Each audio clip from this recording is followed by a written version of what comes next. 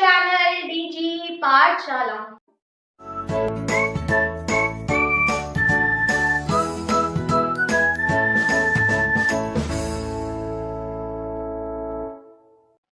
Guys, आज की video का टॉपिक है need for the regulation of body activities. तो आज की वीडियो में मैं आप लोगों को बताने वाली हूँ कि हमारी जो बॉडी एक्टिविटीज होती है इनके रेगुलेशन की क्यों नीड होती है और इनको कौन कंट्रोल करता है, कौन रेगुलेट करता है। तो चलिए स्टार्ट करते हैं।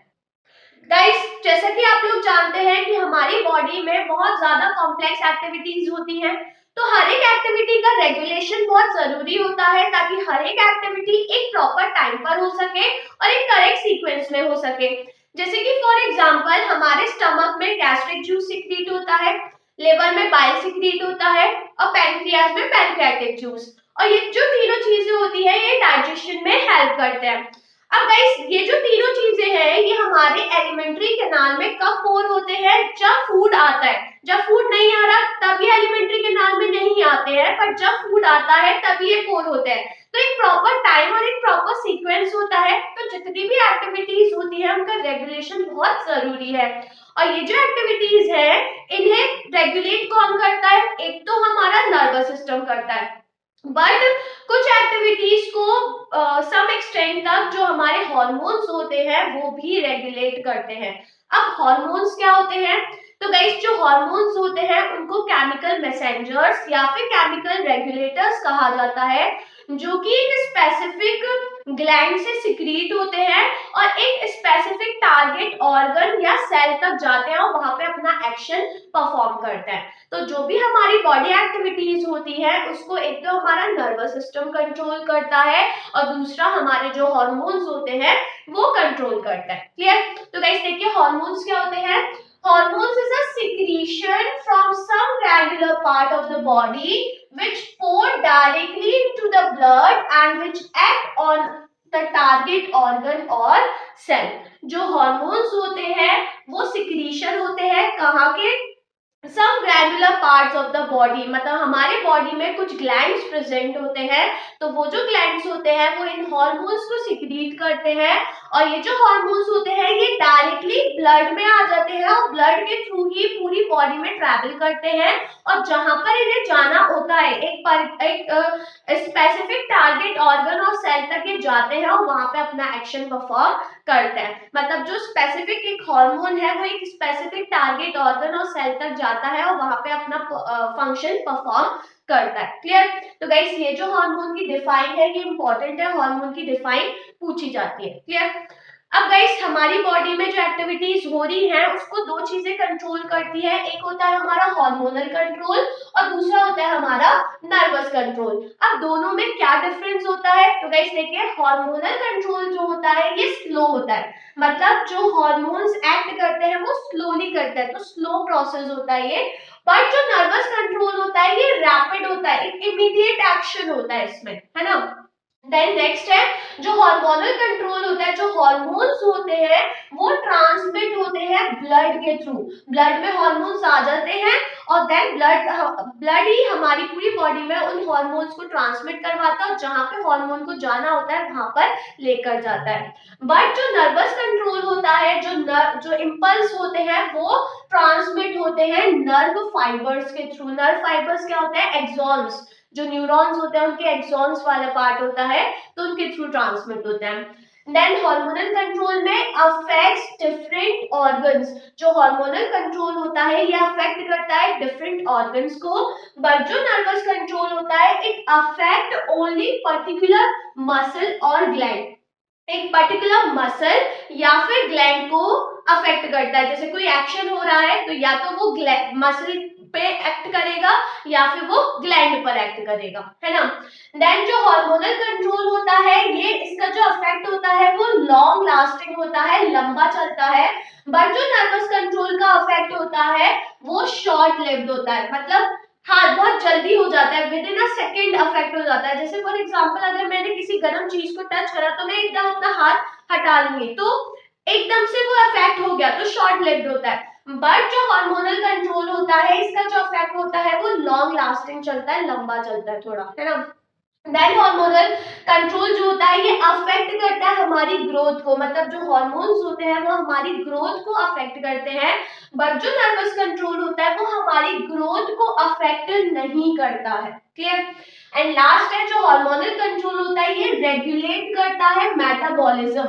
मेटाबॉलिज्म मतलब हो गया कि जो हमारे बॉडी के सेल्स होते हैं उनमें जो केमिकल रिएक्शंस होती है तो उनको ये रेगुलेट करता है, बट जो नर्वस कंट्रोल होता है ये मेटाबॉलिज्म को रेगुलेट नहीं करता। क्लियर? तो गाइस ये डिफरेंस हो गया हार्मोनल कंट्रोल और नर्वस कंट्रोल का, मतलब हार्मोन्स कैसे कंट्रोल करते हैं एक्टिविटीज को और जो नर्वस सिस्टम है वो कैसे कंट्रोल करता है एक्टिविटीज को। क्लियर? अब गाइस बात आती है कि ये जो हार्मोन्स है वो कौन से ग्लैंड से सिक्रीट होते हैं, क्या होता है वो ग्लैंडुलर पार्ट। तो देखिए जो हमारी बॉडी है उसमें दो टाइप के सिस्टम होते हैं। एक सिस्टम होता है एक्सोक्राइन सिस्टम, ठीक है, और दूसरा सिस्टम होता है एंडोक्राइन सिस्टम। ये दो सिस्टम होता है। क्लियर? अब जो एक्सोक्राइन सिस्टम है इसमें आते हैं exocrine glands, obviously exocrine system है तो इसमें एक्सोक्राइन ग्लैंड्स आते हैं, और जो एंडोक्राइन सिस्टम होता है इसमें एंडोक्राइन ग्लैंड्स आते हैं, एंडोक्राइन ग्लैंड्स। ठीक है, अब बात आती है कि इन दोनों ग्लैंड्स में क्या डिफरेंस होता है। तो गाइस जो एक्सोक्राइन ग्लैंड्स होते हैं इन ग्लैंड्स को कहा जाता है डक्ट ग्लैंड्स, इनको क्या कहते हैं डक्ट ग्लैंड्स, बट जो एंडोक्राइन ग्लैंड्स होते हैं इनको कहा जाता है डक्टलेस ग्लैंड्स। अब डक्ट क्या होती है, तो गाइस जो डक्ट होते हैं वो स्मॉल ट्यूब जैसा स्ट्रक्चर होता है। ठीक है, जैसे कि गाइस एक्सोक्राइन ग्लैंड में हमारे जो सलाइवरी ग्लैंड्स होते हैं वो आ जाता है। अब सलाइवरी ग्लैंड से बहुत सारी डक्ट निकलती हैं, तो जो सलाइवरी ग्लैंड्स है वो सलाइवा सिक्रीट करता है, और सलाइवा उन डक्ट के थ्रू फिर हम वो सारी जो डक्ट होती है वो हमारे माउथ में ओपन हो जाती है, तो उन डक्ट के थ्रू सलाइवा को हमारे माउथ में पोर कर देता है। तो जो एक्सोक्राइन ग्लैंड होता है इनका जो सिक्रीशन होता है वो डक्ट के थ्रू ट्रैवल करता है, बट जो एंडोक्राइन ग्लैंड्स होते हैं ये डक्टलेस ग्लैंड होते हैं, मतलब ये जो सिक्रीट करते हैं उनका सिक्रीशन डक्ट के थ्रू ट्रैवल नहीं करता, दैट्स व्हाई इनको डक्टलेस ग्लैंड कहा जाता है। बल्कि जो इनका सिक्रीशन होता है ये अपने सिक्रीशन को डायरेक्टली ब्लड में पोर कर देते हैं, तो इनका जो सिक्रीशन होता है वो ब्लड के थ्रू पूरी बॉडी में ट्रैवल करता है, बट इनका जो सिक्रीशन होता है वो डक्ट के थ्रू करता है, दैट्स व्हाई इन्हें डक्ट ग्लैंड कहा जाता है और इनको डक्टलेस ग्लैंड। क्लियर? तो जो इनका सिक्रीशन होता है वो डायरेक्टली ब्लड में पोर हो जाता है। अब गाइस जो एक्सोक्राइन ग्लैंड्स होते हैं इनका जो मेनली सिक्रीशन होता है उनको एंजाइम्स कहते हैं, है ना। एंजाइम्स आप जानते हैं हमारी बॉडी में डिफरेंट एंजाइम सिक्रीट होते हैं, तो जो एक्सोक्राइन ग्लैंड्स होते हैं वो एंजाइम्स को सिक्रीट करते हैं, बट जो एंडोक्राइन ग्लैंड्स होते हैं इनका जो सिक्रीशन होता है उनको हार्मोन्स कहते हैं। क्या कहते हैं? हार्मोन्स। क्लियर? तो ये जो हम हार्मोन्स पढ़ रहे हैं तो ये हार्मोन्स कहाँ से सिक्रीट होते हैं?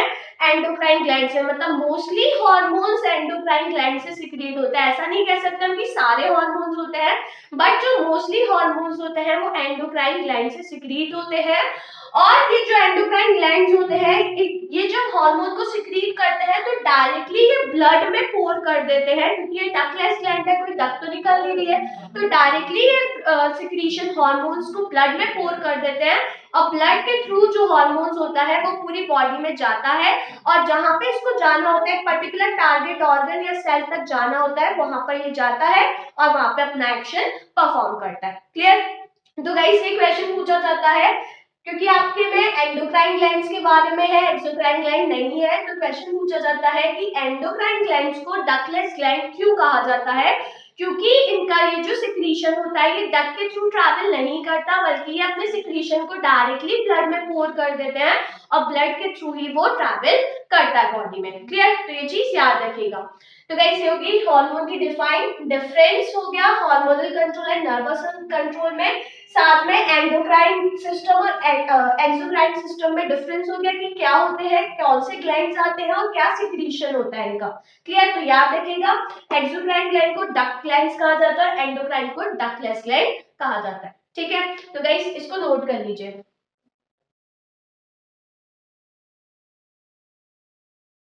गाइस अगर आपको ये वीडियो पसंद आई हो तो वीडियो को लाइक करिए, शेयर करिए, और अगर आपने अभी तक मेरा चैनल सब्सक्राइब नहीं करा है तो फटाफट से चैनल को सब्सक्राइब करिए।